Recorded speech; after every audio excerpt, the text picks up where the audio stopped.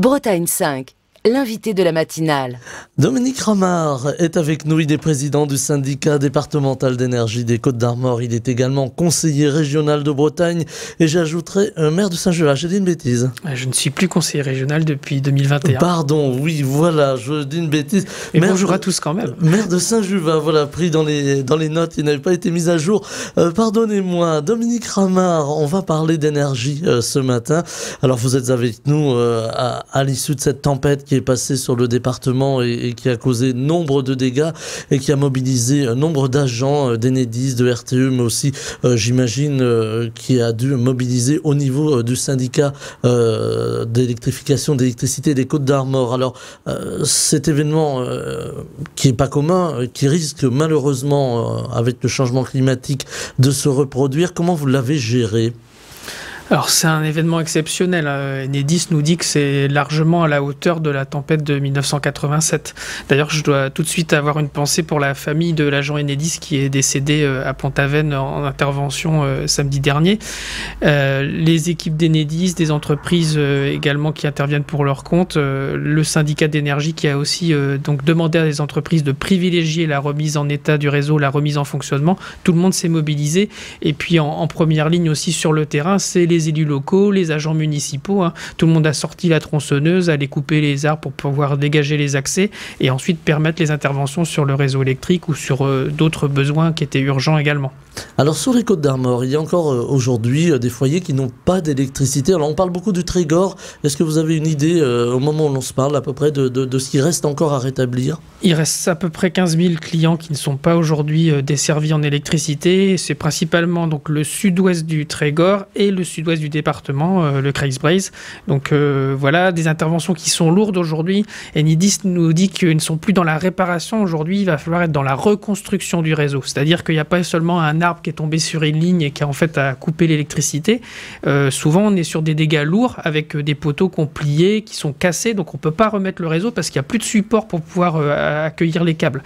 Donc là on est vraiment sur des travaux très lourds. Alors je me mets à la place des personnes qui depuis jeudi dernier n'ont plus de courant, c'est très compliqué. Heureusement, la solidarité a fonctionné entre voisins, avec les élus aussi qui ont mis à disposition des salles, voire des groupes électrogènes entre agriculteurs, entre voisins. Et puis Enedis a également mis une centaine de groupes électrogènes à disposition pour pouvoir amener l'électricité là où c'est indispensable. Alors ça pose la question, cette tempête, de la fragilité du réseau. Alors il ne s'agit pas de dire que le réseau est vieux ou mal entretenu, c'est pas le cas. Le réseau est quand même assez robuste dans les Côtes-d'Armor, en Bretagne plus largement. Mais est-ce que ça interroge sur la fragilité du réseau avec, je le disais en commençant, des tempêtes qui risquent malheureusement de se reproduire et d'être aussi fortes, voire malheureusement plus fortes. Alors on a un réseau qui est vulnérable et un peu plus en Bretagne, notamment Côtes-d'Armor et Finistère, parce que d'abord on a un habitat qui est peu dense.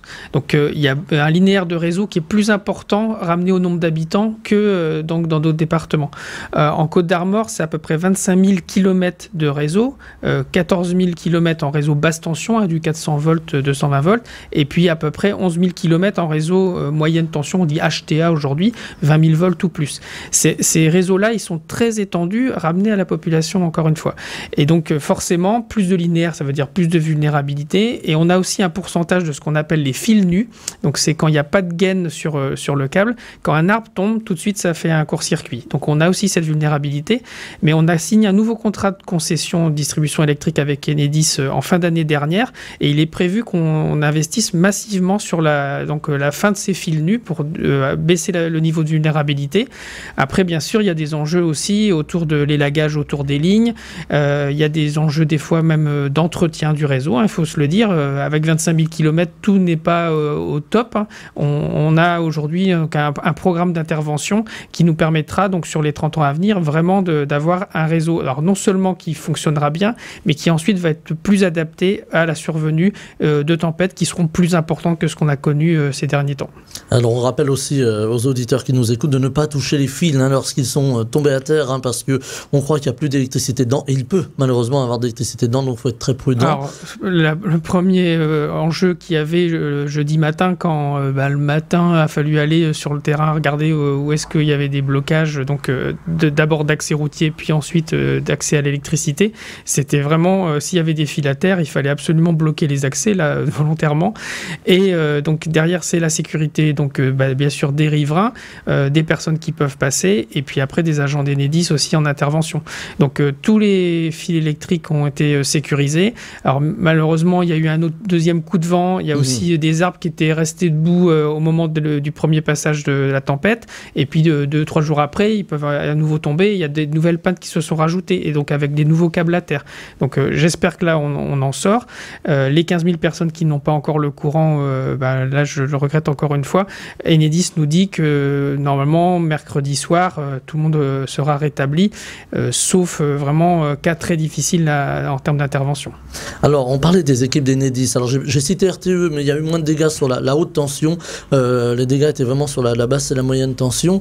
Il y a eu une mobilisation incroyable, et il y a eu surtout une anticipation. On a vu beaucoup de convois. Il y a eu ces images qui ont circulé sur les réseaux sociaux de convois de petites voitures ou de camions bleus d'Enedis qui se rendaient en Bretagne, qui sont venus d'un peu partout en France. Et vous citiez en commençant cet agent qui est décédé, qui venait de Midi-Pyrénées. Hein. Auch, du Gers. Du Gers, voilà. C'est aussi des conditions de travail très dures pour les agents. On imagine, lorsqu'il y a des bois, des arbres abattus, il y a aussi une question de sécurité. Des arbres peuvent tomber pendant les interventions. Est-ce que là aussi, ça demande un renfort des équipes? Comment on organise ces chantiers? Parce qu'on peut parler de chantiers. Donc là, il y a eu une anticipation forte d'Enedis.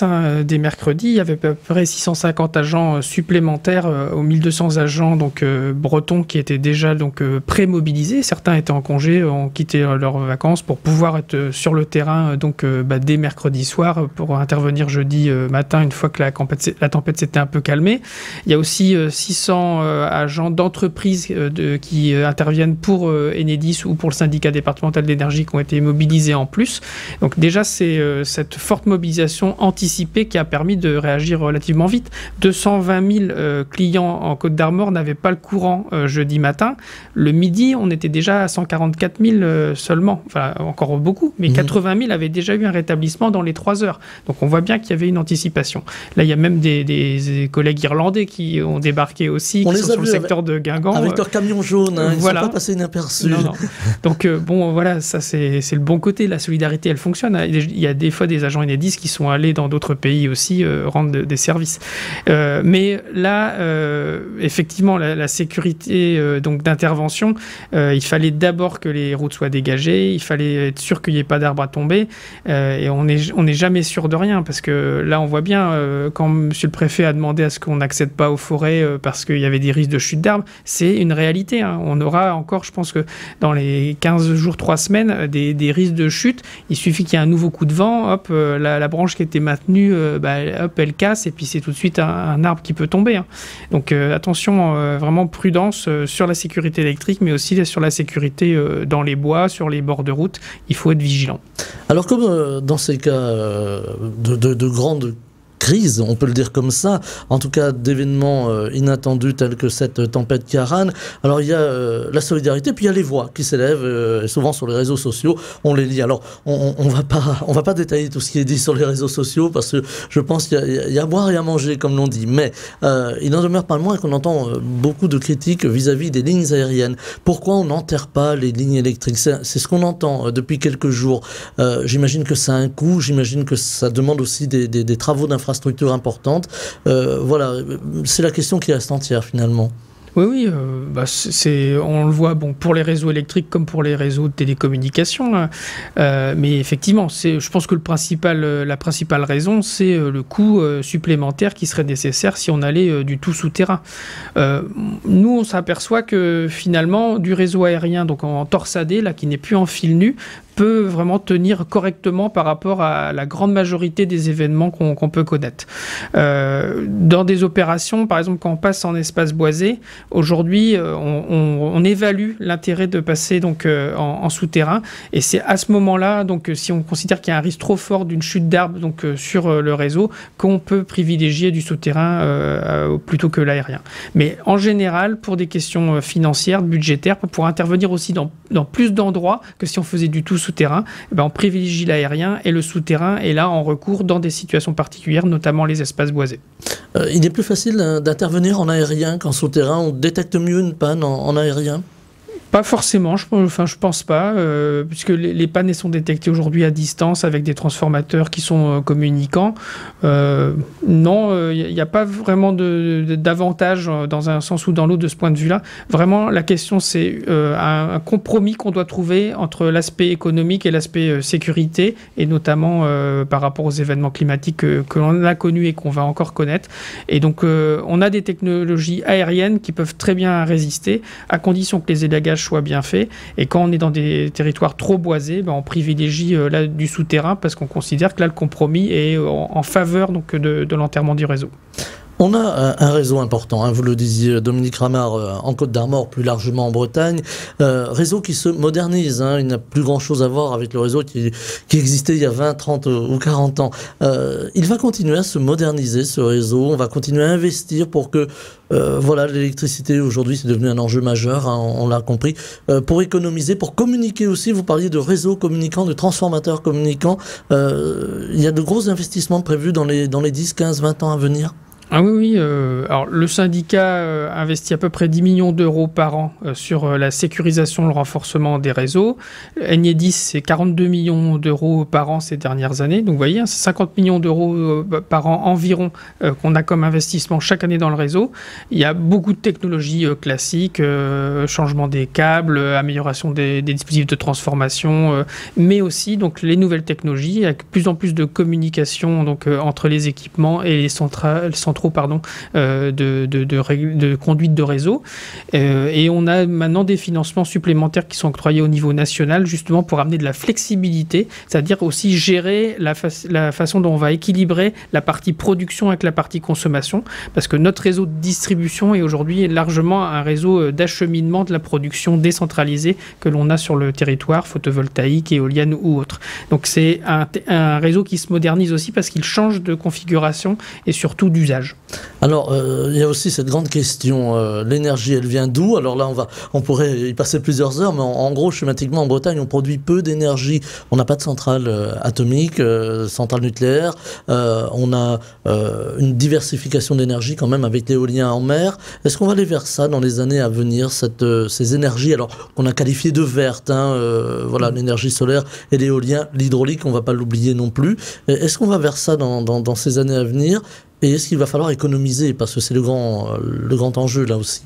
Tous les scénarios pour les années à venir disent bien qu'il va falloir à la fois produire plus, et donc en Côte-d'Armor, en Bretagne, ce sera majoritairement des énergies renouvelables, donc éolien, photovoltaïque, éolien en mer, et donc à la fin de l'année, le parc éolien offshore de la baie de Saint-Brieuc produira en pleine puissance, et donc ça sera l'équivalent quand même de 60% de la consommation sur le réseau basse tension côte-armoricain.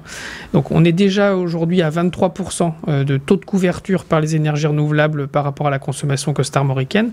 Donc on est au-dessus de la moyenne bretonne qui est plutôt de l'ordre de 18%. Donc on aura aussi du nucléaire qui va se développer, mais ailleurs en France. Je ne crois pas qu'il y ait d'actualité nucléaire en Bretagne encore. Et donc on aura de toute façon plus de production, et il va falloir plus de production parce que même si on est sobre dans nos usages, il y aura plus de consommation électrique. L'exemple de la mobilité électrique le souligne assez facilement. Donc on va changer d'équation énergétique avec plus d'électricité et aussi plus de production, et notamment au niveau local. C'est ça la transition principalement. Et ça va pas être simple parce qu'on voit bien qu'on est souvent en retard sur nos scénarios de production d'énergie renouvelable. J'espère qu'il y aura une loi de programmation énergétique qui passera au Parlement prochainement, parce qu'on aura besoin d'un cap nouveau et encore plus ambitieux, plus rapide en termes de déploiement. Parce qu'effectivement, Dominique Ramard, on utilise aujourd'hui l'électricité pour tout, pour faire de la radio, tenez. mais aussi pour alimenter notre portable, pour les voitures électriques qui ont tendance à être le plus souvent sur nos routes. En tout cas, on en voit beaucoup plus sur nos routes qu'il y a encore quelques années ou même quelques mois.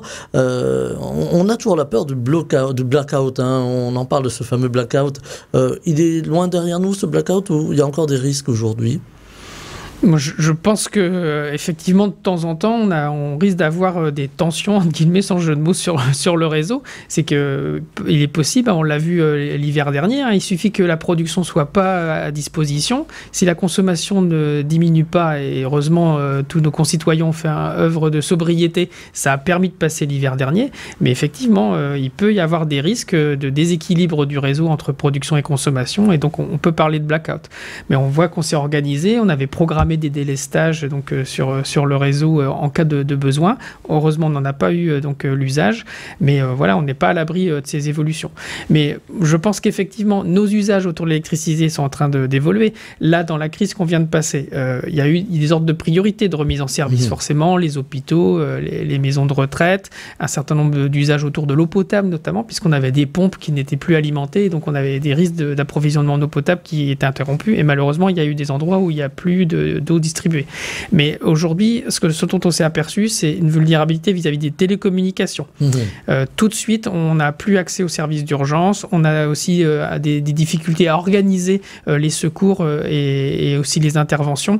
Aujourd'hui, on ne peut plus se passer de télécommunications. Donc là, je pense qu'on sera amené avec Enedis à revoir l'ordre de priorité de remise en service du réseau, et notamment la partie télécommunications nous semble désormais indispensable. Donc ça sera aussi des échanges qu'on aura en bilan et analyse de cette tempête, que de voir avec les services de l'État, notamment comment est-ce qu'on peut revoir les ordres de priorité et aussi mieux identifier où ils se trouvent sur le territoire, parce que des fois, on n'est pas au courant de tout. Il y a par exemple des établissements pour des personnes handicapées qui n'étaient pas identifiés comme étant à risque ou vulnérables vis-à-vis de l'électricité. Moi, ça m'a un peu choqué. Je pense que c'est des établissements qu'on doit aussi reprioriser en termes de remise en service et de refourniture de l'électricité. Alors, vous parliez des télécommunications, pour faire simple, hein, pour nos auditeurs, on a des relais de téléphone, hein, dans la campagne. Évidemment, ça demande de l'électricité, là encore, qui n'ont pas forcément toujours été rétablis, pas forcément parce que c'était pas prioritaire, mais parce que c'était pas identifié, hein. C'est un petit peu ça le problème. Alors aujourd'hui, il y a encore des difficultés sur le réseau, même si ce n'est pas évidemment le syndicat ou Enedis ou RTE qui gère évidemment ces réseaux. Il y a des contacts avec les opérateurs des réseaux justement télécommunications. Ah oui, avec les 4 opérateurs que tout le monde connaît, en gros les échanges ont été réguliers, un peu comme avec tous les utilisateurs d'électricité de manière indispensable. Je parlais tout à l'heure des services d'adduction en eau potable. Là, on a eu des rendez-vous réguliers, soit avec les comités de communes ou d'agglomération, soit avec les syndicats d'adduction. Et puis, ce que je retiens moi de toute cette période aussi, c'est que finalement c'est du service public qui a été mobilisé.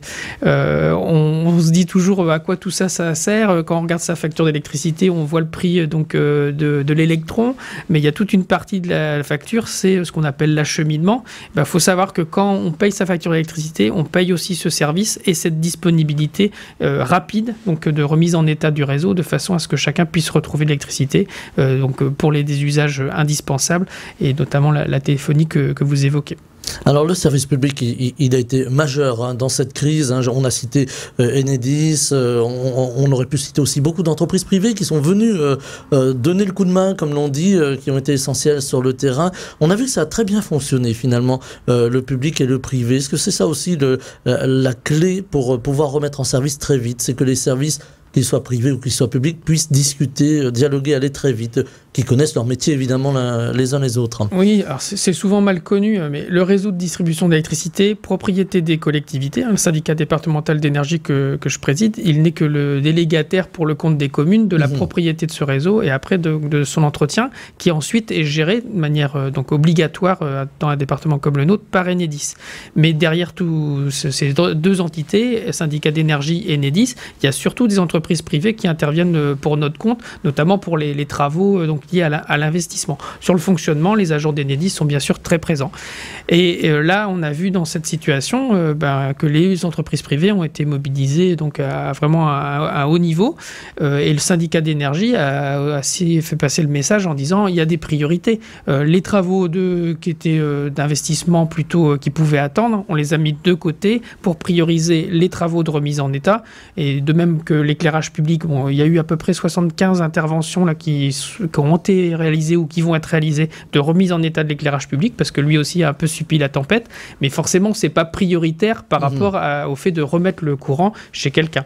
Et donc, je veux quand même aussi rassurer tout le monde. Donc, j'ai dit tout à l'heure que Enedis nous annonce mercredi soir pour la remise en fonctionnement chez tout le monde. On n'oubliera personne, parce que j'ai aussi des messages qui me remontent, et pas seulement sur les réseaux sociaux, sur peut-être qu'ils vont remettre chez mon voisin, mais pas chez moi. J'espère que ça sera pas le cas. Mais si c'était le cas, ça peut arriver. Que voilà, faut vous dire aussi, ça fait 6 jours qu'ils sont sur le terrain, il peut y avoir des oublis. Mais allez voir votre mairie, appelez le numéro d'Enedis, et puis petit à petit, vous inquiétez pas, personne ne sera oublié. Je sais que c'est compliqué, mais voilà, on arrive au bout, notamment sur le centre-ouest Bretagne. Là, il y a encore des terrains qui sont un peu difficiles d'accès et pour lesquels les remises en fonctionnement sont compliquées, mais elles ne sont pas oubliées, et donc la réparation aura bien lieu. Alors Dominique Ramard, vous parliez tout à l'heure de solidarité, il y a aussi la solidarité vis-à-vis des services. Comment on peut signaler quand on voit un câble ou quelque chose qui est anormal sur un poteau? Faut signaler à Enedis, il y a des numéros spéciaux? Oui, alors dans le haut de votre facture d'électricité, il y a 2 numéros, celui de votre fournisseur, donc ça c'est quand vous avez des problèmes sur votre contrat d'approvisionnement, c'est en cas normal, mais là quand il y a un problème d'intervention sur le réseau, le numéro d'Enedis est rappelé en haut de la facture d'électricité. Voilà, donc je ne le connais pas par cœur, je suis désolé, sinon je vous l'aurais donné. Et puis les élus ont un numéro aussi dédié. Ils peuvent appeler Enedis en rappelant donc le numéro d'INSEE de leur commune. Ça leur permet tout de suite en fait après d'avoir accès à Enedis de manière privilégiée. Et là, ça peut accélérer des fois donc les travaux, notamment quand il y a des questions d'accès sur les voies communales ou un gros secteur qui peut être touché. Voilà. Alors il y a aussi la question des personnes isolées qui sont malades, qui ont besoin par exemple d'un équipement médical pour respirer ou autre. On peut les encourager à se signaler auprès d'Enedis, auprès des communes, parce que on a vu des fois des cas, alors ça n'a pas été le cas, en tout cas ça n'a pas été signalé sur cette tempête, mais de gens qui se sont retrouvés un peu démunis, n'ayant pas d'électricité chez eux. Il faut se signaler dans ces cas-là, il y a une priorité là aussi. Alors, souvent, c'est des personnes qui sont identifiées en amont. Heureusement qu'on n'attend pas la crise pour régler ce genre de situation. Donc, ce qu'on appelle les personnes à haut risque vital, il y a une liste en fait qui a déjà été transmise à Enedis, et Enedis va rétablir le courant en priorité donc chez ces personnes. Si c'est pas possible, il y a notamment avec la protection civile donc une forme de, il y a des appels quand le téléphone passe, et quand le téléphone ne passe pas, il y a quelqu'un qui se déplace pour voir comment la personne va. Notamment, il y a des personnes qui ont des appareils respiratoires qui doivent absolument être branchés. Si vraiment la situation devient critique, là, il peut y avoir un rapatriement dans un centre hospitalier. Donc, ces situations-là sont bien prises en compte. Mais je me suis aperçu, moi, là, dans la crise qu'on vient de passer, qu'il y a des personnes qui ne sont pas forcément qualifiées comme étant à haut risque vital, mais quand même qui ont des besoins pour des questions sanitaires, d'accès à l'électricité quasi permanent. Ça peut être le lit médicalisé, ça peut être des fois seulement... alors, c'est pas un appareil respiratoire, mais ça peut être juste une aide respiratoire. Et donc ça, je pense qu'il faudra qu'on identifie mieux les personnes vulnérables qui ne sont pas forcément qualifiées à haut risque vital, mais qui ne peuvent pas supporter d'être une journée entière sans électricité. Je disais tout à l'heure en commençant, Dominique Ramard, je vous ai redonné votre titre de conseiller régional. Non, vous ne l'avez plus, vous l'avez précisé, mais vous êtes bien toujours maire de Saint-Juvat. Est-ce que Saint-Juvat a été impacté? Est-ce que la commune a souffert de cette tempête Ciarán? Globalement, beaucoup moins que d'autres communes. C'est pour ça que j'en parle pas beaucoup plus. Mais il y a eu quand même à peu près le quart des abonnés sur Saint-Juvat qui n'avaient pas d'électricité jeudi matin. Donc là, nous, on avait les réseaux mobiles passés. Par contre, il n'y avait pas d'Internet jusqu'à peu près à midi. Après, dès que les réseaux sociaux se sont remis à fonctionner, là, la solidarité, elle peut aussi passer à ça. Vous disiez qu'il y avait à boire et à manger sur les réseaux sociaux. Et bien là, je ne sais pas si c'est à boire ou à manger, mais en tout cas, il y a eu des choses positives en termes termes de solidarité. Mais comme l'électricité n'était pas revenue sur la totalité de la commune, nous, on a proposé, comme d'autres maires l'ont fait, de mettre à disposition la salle polyvalente pour pouvoir venir recharger son téléphone, utiliser les frigos ou les congélateurs, parce que là, certains commençaient à s'inquiéter. Et donc, voilà, il y avait des moyens communaux, municipaux, là, qui étaient prêts à être mis à disposition. Heureusement, chez nous, on n'en a pas eu besoin. Et puis là, je fais quand même un petit coucou à tous mes collègues élus qui, eux, ont dû aller jusqu'au bout et proposer ces salles polyvalentes, ces accès à l'électricité, pour être sûr que les personnes qui étaient un peu réfugiées donc, après la tempête puissent justement être accueillies dans les salles polyvalentes et bénéficier des services municipaux qui étaient mis en place. Voilà, je disais, il y a à boire à manger sur les réseaux sociaux, mais il y a aussi une grande solidarité, heureusement. Il faut toujours chercher le positif. Voilà, c'est le côté très positif des réseaux. Un dernier mot, il nous reste une petite minute, Dominique Ramard. La solidarité a marché aussi entre les élus. On a entendu beaucoup parler de maires qui se sont donné le coup de main d'une commune à l'autre pour pouvoir s'entraider. Oui, parce qu'il y a quand même une quarantaine de communes qui n'avaient plus du tout d'électricité. À aucun point sur la commune n'avait accès à l'électricité. Donc là, forcément, c'était le voisin qui pouvait être la solution. Donc voilà, et puis on s'échange nos petits trucs. Voilà, de temps en temps, voilà, c'est le matériel d'un agriculteur de la commune qui va aller sur la commune d'à côté. Voilà, ça a bien fonctionné et tant mieux. Et donc, alors on espère ne pas avoir à revivre ce type d'événement.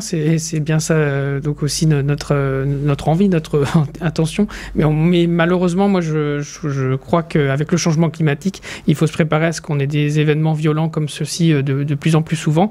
Du côté du syndicat d'énergie, on investira dans le réseau aux côtés d'Enedis. Et du côté des élus, je pense que notamment sur la question des élagages, ça va devenir une priorité, donc, comme ça l'a été lors des précédentes tempêtes. Il y a eu un gros travail qui avait été fait par Enedis les précédentes tempêtes. Et ici, on a vu qu'il fallait qu'on poursuive notamment l'investissement dans le centre-ouest Bretagne et dans le Trégor pour avoir un réseau électrique qui soit encore plus performant. Et c'est là-dessus que l'on va se quitter. Dominique Ramard, la solidarité, et puis on va croiser les doigts pour qu'il n'y ait pas trop de grande tempête comme on a vécu et que le réseau tienne. En tout cas, vous y veillez, les agents y veillent et les élus aussi, et c'est ça qui est important. Dominique Ramard, président du syndicat départemental d'énergie des Côtes-d'Armor et maire de Saint-Juvat. Voilà, merci d'être venu avec nous au micro de la matinale ce matin. Je vous souhaite une très belle journée. Merci à vous. Au revoir. Bretagne 5 matin, Stéphane Hamon.